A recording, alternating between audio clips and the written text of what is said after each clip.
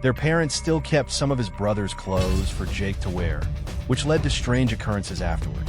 In the first week after his brother's death, Jake woke up early with his parents to prepare the altar for the family gathering.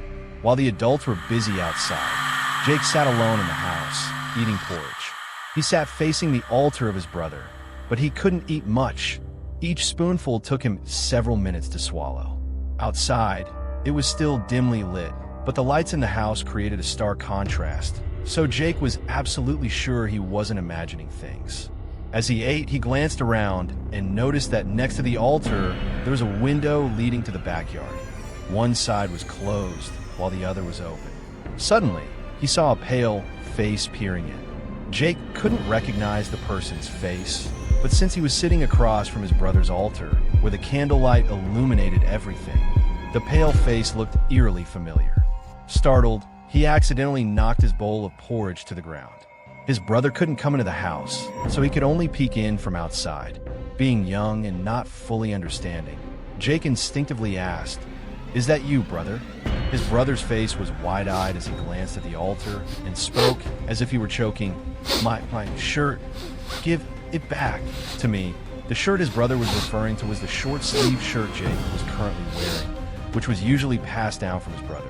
Their family didn't mind him wearing it. When Jake's mother heard the bowl break, she rushed in, and Jake pointed to the backyard, saying his brother was out there. She opened the window to look, but there was no one outside. When she turned back to ask, she realized that his brother had come back to ask for his shirt, as he was always cold after drowning and could only stand outside the door. Jake's grandmother learned about this and mentioned that when they were alive, the brothers had always been close and loving.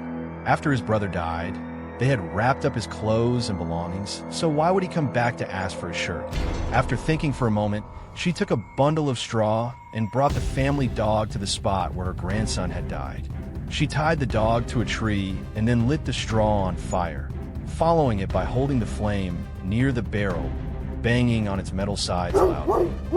The dog, which had been sniffing around the barrel, suddenly pulled on its leash, barking at a particular spot, stopping every 3 barks.